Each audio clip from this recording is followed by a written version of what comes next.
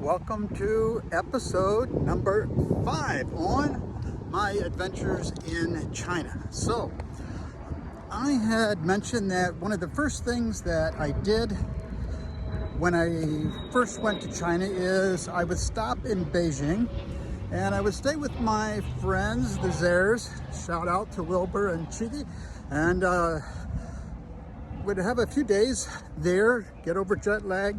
And one of the things that I did is that where they lived was right next to a famous tourist shopping place called Silk Street Market.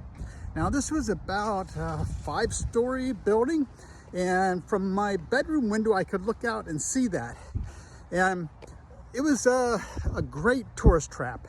But also so very, very interesting because they had many different floors, and when you go in there, I mean, they would try to sell you stuff, and most of the stuff was tourist stuff or it was fake stuff. And little did I know, and so I bought so much fake stuff and junk stuff. And you know, for instance, one of the things that I bought one time, this is when USB thumb drives were just coming out. And I don't know if you remember, but when it first came out with different sizes, they were really expensive. And I remember, I think it was 128 megabyte at that time, was selling in the US for, say, $60.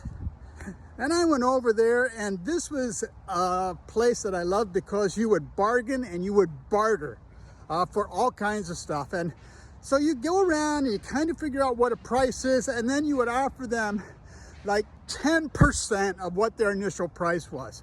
And I just had a blast doing this. And in the end, I bought like 20 of these thumb drives for like $4 a piece. I took them home, and while I was there, I checked, make sure that they would all work. I took them home and I sold them on eBay for like $40 a piece. So I literally paid for my plane ticket with these thumb drives. Other things, they're just interesting stuff, and sometimes it was junk, and sometimes it wasn't. For instance, when the iPhones came out, they had they called it, what was it, iPhone? No, they called it a Hi phone, H-I phone. And the outside looked somewhat like the iPhone 2 or 3, whatever the version was, but it's totally an Android phone, and I just thought it was interesting. I bought it for like 20 bucks, and it worked for a while, and I threw it away. And so there's all sorts of things that you could do, but because I would stay there for 3 or 4 days, I would get to know different of the people that work there. And I find out a little bit about their story because they all spoke English. And one time I was walking by the booths, like they would have lines and lines of booths that sold silk scarves or silk products, and I saw this cute little Chinese girl. She was sitting there and she's reading, and I thought she was reading a Bible. And so I stopped and I said, and found out that she was a Christian. Now, she worked there 12 hours a day, 6 days a week. On the 7th day, she had an English class. Worked really hard, long hours on her feet and that type of thing. But in the end, I befriended her, and every day I'd go back and I had with me Chinese English Bibles. And so I ended up presenting one to her, and for quite a few years, whenever I would be back into Beijing, I would visit that Silk Street Market, and it was just like meeting an old friend. And she got to share that Bible then. She was a little distribution point for Chinese English Bibles. And since so many people there were trying to learn their English, it was a good tool for her.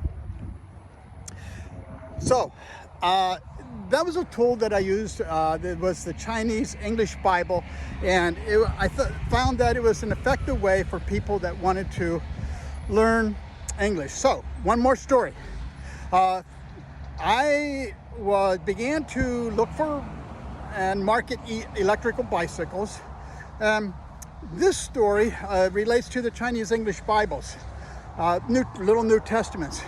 I went into Shandong province, into a factory, and there at that factory was, of course, an export department. I looked all around and that type of thing, and it was quite interesting.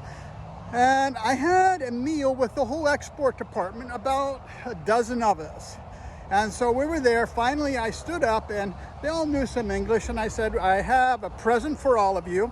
And in this present, it's going to help you with your English and also help you with your life in general and help you to know more about God.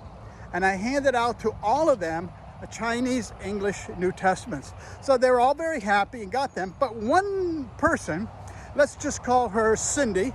I will change names just because for protection of people. She actually stayed in touch with me.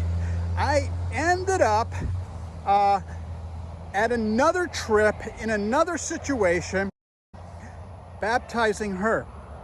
She actually came to work for us in one of our apple tree English schools, and she's a great person.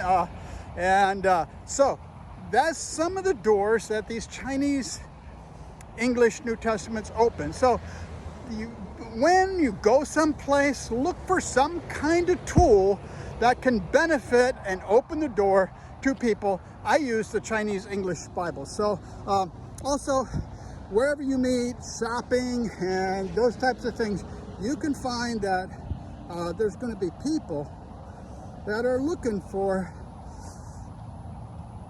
value to be added to their life.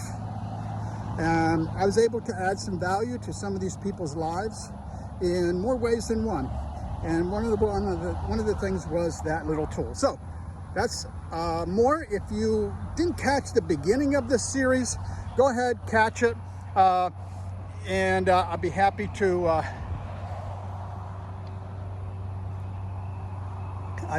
to see you in other episodes, and hopefully this can let you know a little bit about my adventures in China.